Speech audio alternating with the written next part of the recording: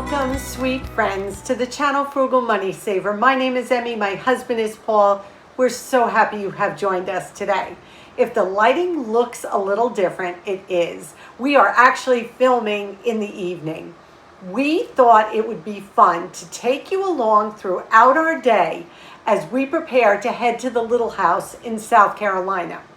We just thought it would be fun to show you how we save money before we go, what we pack, how we pack, just the basic busyness, I guess, that goes with getting ready to go. We are heading down now for a celebration of life ceremony for one of our absolute best friends that just passed. So it's going to be actually a very bittersweet trip, but it will be a wonderful celebration and we can't wait to see everyone and gather. Let's get into this video, see what we're doing, how we prep, and what we are up to. So we're going to take you through the day, starting with the morning and how we get ready. So this is the first thing we do. So before we leave, we go through the refrigerator and we see what needs to be frozen or what we can actually take with us to cook while we're there and to save some money. So we've got 4 dozen eggs. We will definitely take a dozen down with us and the rest will be fine just to stay here. This is a half a lemon, which I can freeze. We'll probably take the salsa because that's open. This is cannoli cream, which we will probably finish before we go. This is our leftover pizza. We will eat that. These are some stuffed olives and stuffed peppers that my brother and sister-in-law brought over. These are more roasted peppers. Some more of my spinach dip we have left after the pizza. We have some grapes. So what we need to do is figure out what we're packing up and bringing with us and what we are going to preserve. So we're going to get to that right now. So we went through the refrigerator, figured out what we needed to do with everything, and we will show you the dinner we're going to put together later with just bits and pieces of what we have in there. We don't want to waste anything. Now, what we take down with us is an electric cooler. And that electric cooler actually plugs into the power port of our car. So if we have leftover milk, we can take it down with us. If we have eggs, anything to use up so it doesn't spoil and we can eat while we're down there instead of spending more money on other food and letting this go to waste. So we don't want to do that. And then coming home, we do the same thing. We plug our electric cooler in the car and we are good to go 12 hours till we get home. And now what I need to do though is prep some of this food. And I figure we'll take you along, show you what I'm going to do. We have stuff out in the garden that needs to be picked and dealt with. We have stuff in here that needs to be dealt with. So let's turn the camera around and see what I'm up to in the kitchen. Another thing we do before we leave is go through the garden. I have these little tomatoes, which I need to freeze. And I have all this basil that I need to clean and get into the freezer. It's still producing beautifully. So we don't want to waste anything. So I'm going to get to that right now. Being that we're pressed for time and I don't want to get real fancy, what I'm going to do is just freeze these whole. I just washed the basil leaves and the tomatoes and now I'm gently drying them. And what I did is just laid them flat on a silicone mat and I'm going to stick them in the freezer just like this. I did show you a video a while back and I can link it down below where I actually froze the basil leaves in olive oil. And then all you have to do is take that cube of basil and olive oil and cook it in a pan, add your tomatoes. But today, for the sake of time, I'm just going to do it like this, nice and easy. Tomatoes are one of the fruits, I think tomato is a fruit, or vegetables that you do not have to blanch first. You can just freeze them like this whole. So these are going to go right into the freezer and we're going to get on with our prepping. So these are like little marbles now, which is exactly what we wanted. And I'm going to take them put them right in this freezer safe bag. And then when we need them, we just take them out. We'll make a quick sauce with them. We can roast them. This way there's no waste, and we did it in a super quick, efficient way. And another thing I just want to share is we do reuse our plastic bags. As long as they do not hold raw meat in them, we will take them, wash them, and reuse them. So that's a great way not to waste. Get as much of this air as I can. Put them in the freezer, and we'll mark them on our inventory list. And the basil I will do exactly the same with. Just take it and freeze it. Another thing I need to do before we go is feed my sourdough starters. Yes, I have 2 at this point. And what I'm going to do is just put them in clean jars, feed them flour and water, and put them right back in the refrigerator. These are mature starters that I do keep in the refrigerator.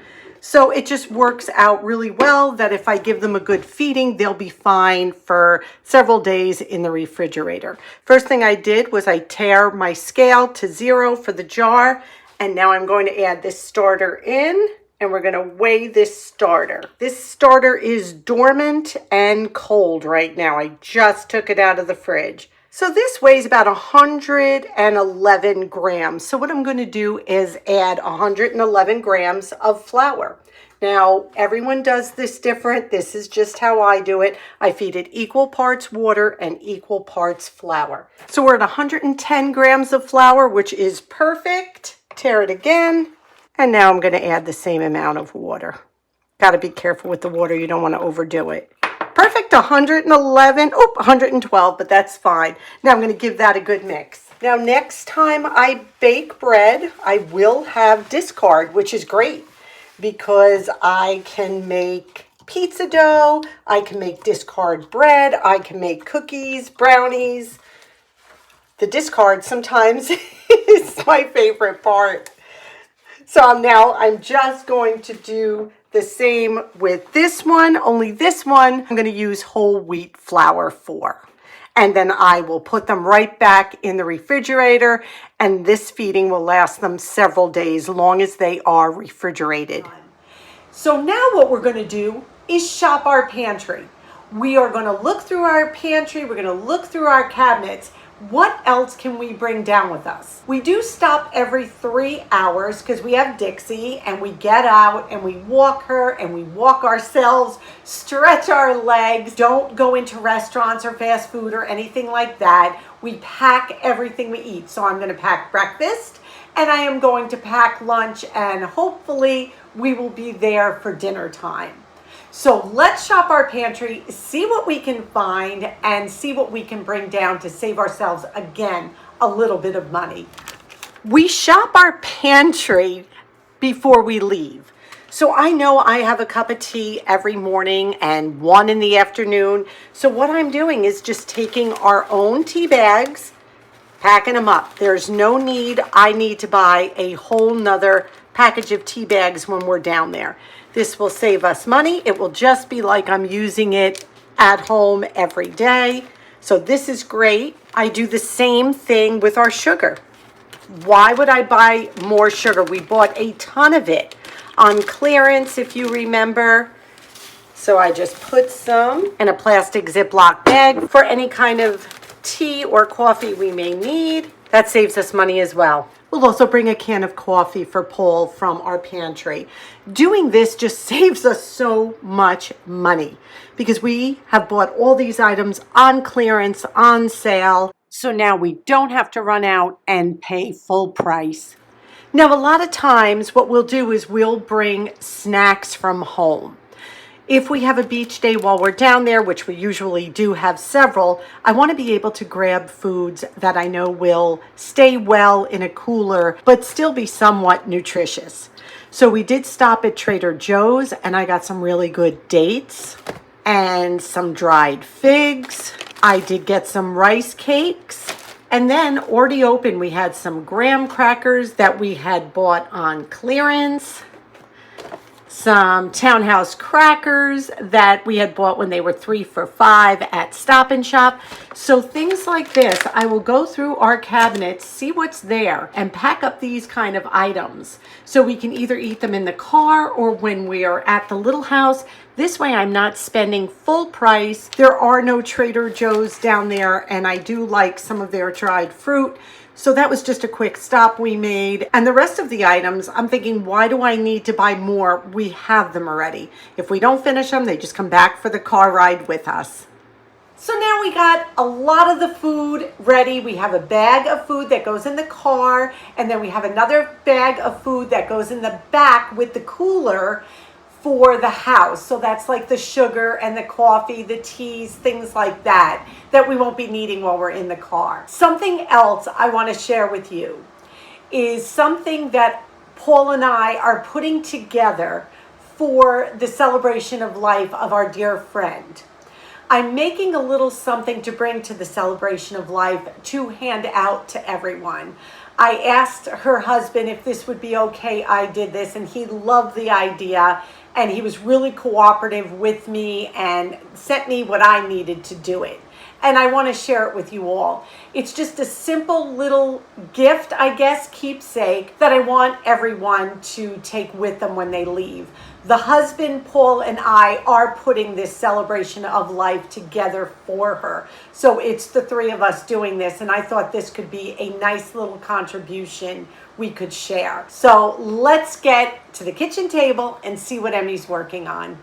As we told you at the beginning of the video, we are heading down to the little house in South Carolina for a celebration of life. And I talked to her husband, and I asked if he could send me through my email or text some of her beautiful photographs. She was an amazing photographer.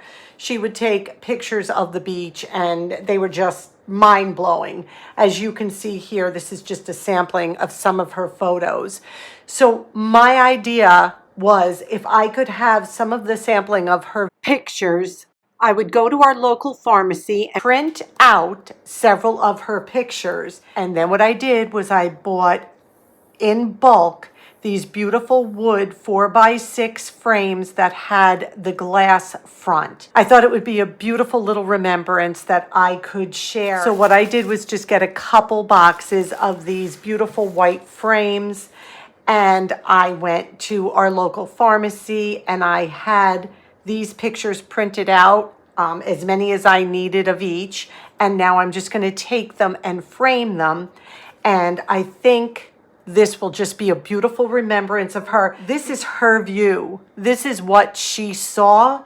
So to me, I thought that was like meaningful and beautiful so that everyone could take one home. So here they are. We've got the pier and an amazing sunset. I'm not sure where in Myrtle Beach this was taken, but again, the sunsets she would capture are amazing. Look at the sky. She was just an amazing photographer, and each one of these has her signature on it, which makes them even more special. So I think they came out beautiful. And it is a wonderful keepsake of the amazing, amazing, wonderful woman she was. And she'll continue to be in our hearts forever.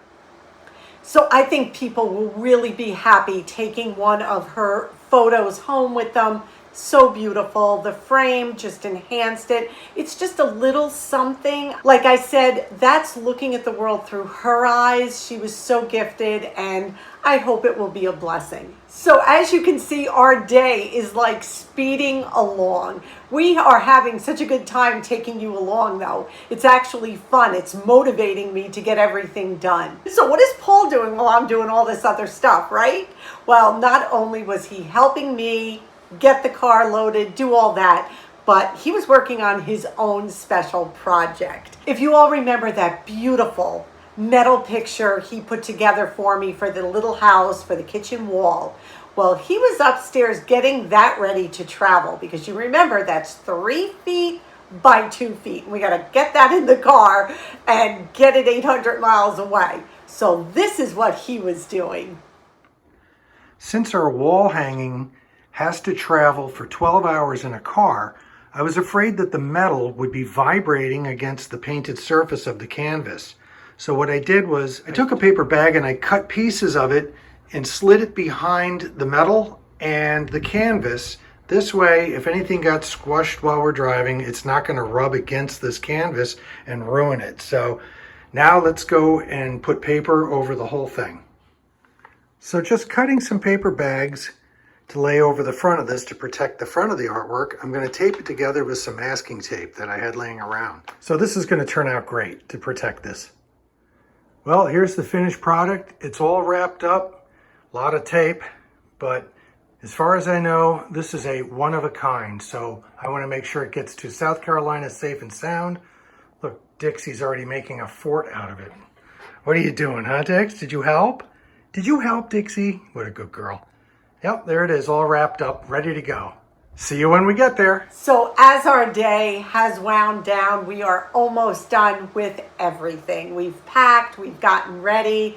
We're mentally psyching ourselves out for the drive. I have to show you the dinner we put together. It was cleaning up food that was left in our refrigerator. So we'll just show you our plate so you can get an idea of how we used everything up. Here's our clean out the fridge dinner before we leave. You can tell mine because it has fruit. I have a nectarine I cut up, 2 fresh figs, slice of pizza, 2 olives, and a stuffed cherry pepper, where Paul has 2 slices of pizza, 2 olives, and a cherry pepper. He is not a fan of fruit. So this actually looks really good, and we're not wasting any food. So we know this was a little bit of a different video today, but we consider you all friends, and we figured let you come along and see what we do to get prepared and to save money as we travel down to the little house. For those of you who are new here and may not know, the little house is a house that was left to me by my parents when they passed. It's just a small home in the North Myrtle Beach area of South Carolina.